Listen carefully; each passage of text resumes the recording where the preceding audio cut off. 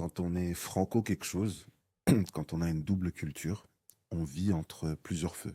Je suis français, je suis né en France, à Paris 12e. Mon père est né à Trècheville, ma mère est née à Tsopé, en Côte d'Ivoire.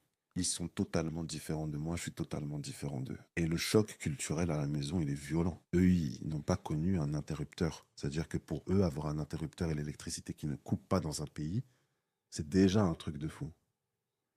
Moi, c'est normal. Donc, je suis un ingrat dans leur esprit, qui ne comprend pas les efforts, le sacrifice des 6 000 kilomètres parcourus dans des conditions précaires, de toute une vie passée en France sous les radars à avoir peur d'être arrêté par la police parce qu'on risque d'être renvoyé à la case départ, de craindre de ne pas avoir de quoi manger ou de ne pas avoir de toit sur la tête. Tout ça, c'est leur réalité et des choses les plus tout ce qu'on ne souhaite pas à une femme. Ma mère a dû le faire pour avoir un toit sur la tête et me permettre de grandir dans des bonnes conditions. Tout ce qu'on ne souhaite pas à un homme, mon père a dû le faire pour que je puisse grandir dans de bonnes conditions avec mes petits frères et avec l'ensemble de la famille qu'ils ont éduqué, accueilli. En fait, quand on est franco-ivoirien, quand on est franco quelque chose, on lutte continuellement avec tout ça. Moi, ce qui est normal et ce qui pour mes parents est un sacrifice. Donc, tu es un ingrat. Tu te rends pas compte. Tu fais des bêtises à l'école. Tu te comportes comme tout le monde alors que t'es pas comme tout le monde en fait. Tu es investi d'une mission.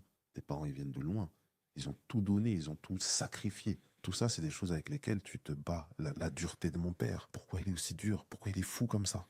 Pourquoi il est aussi frustré? Qu'est-ce qu'il y a? Et donc ça, je ne le comprenais pas. Je comprenais pas pourquoi ils étaient aussi sur mon dos avec mes frères et sœurs et moi.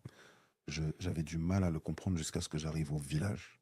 Mon père et moi, on a eu des rapports conflictuels jusqu'à mes 30 ans. Je dis pas qu'aujourd'hui ça va. Je dis que je ne le comprenais pas. Pour moi, il était fou et je voulais rien avoir à faire avec lui. Jusqu'à ce que je mette mon pied au village et que je vois ses frères et sœurs rester au pays, les conditions dans lesquelles ils sont, les conditions dans lesquelles lui, il a grandi et toute la force qu'il a dû déployer pour nous faire vivre une autre vie. Et limite, là où je leur en voulais de ne pas nous avoir appris la culture ivoirienne, ni même notre langue vernaculaire, c'était parce que le traumatisme, il est trop violent en fait. Il voulait plus rien, pas qu'il voulait plus rien avoir avec la Côte d'Ivoire, mais avec la vie qu'il avait. Et il voulait tout faire pour qu'on ait rien à voir avec cette vie-là. Et qu'on ait tout autre chose. Lui aussi, il essayait de se mettre dans un genjutsu à ne plus se rappeler de ça, à ne plus s'en souvenir.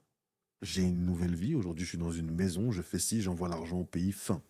Je m'assure que tout le monde se développe là-bas, fin.